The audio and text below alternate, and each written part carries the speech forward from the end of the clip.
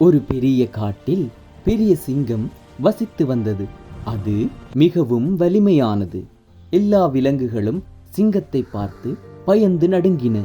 ஒரு நாள் அந்த ராஜா சிங்கம் ஆற்றங்கரையில் படுத்து தூங்கிக் கொண்டிருந்தது. அப்போது அங்கு வந்த ஒரு சிறிய கொசு சிங்கத்திடம் சென்று பேசத் தொடங்கியது. ஏ பெரிய சிங்கமே, நீந்தான் ராஜாவா? நான் உன்னை ஜெயித்து விடுவேன். இருவரும் யுத்தம் செய்வோமா என்று கேட்டது. சிங்கம் சிரித்தது. சிறிய கொசுவே, நீ என்னை ஜெயிக்கிறியா? ஓடிவிடு, நான் தூங்குகிறேன் என்று கூறிவிட்டு மறுபடியும் தூங்கத் தொடங்கியது. கொசுவோ சத்தமிட்டு கொண்டே சுற்றி வந்தது. சத்தம் தாங்காமல் சிங்கம் எழுந்தது. வா, இருவரும் யுத்தம் செய்து பார்ப்போம் என்று சிங்கம் கூறியது.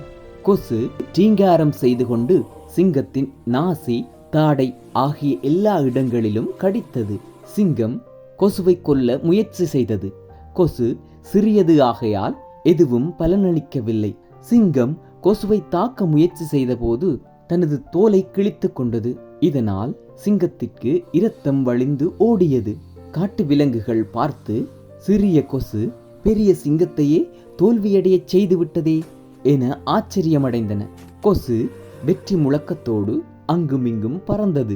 ஆனால் சிறிது நேரத்தில் அங்கிருந்த ஒரு சிலந்தி வலையில் சிக்கிக் கொண்டது. சிலந்தி கொசுவின் இரத்தத்தை உறிஞ்சியது.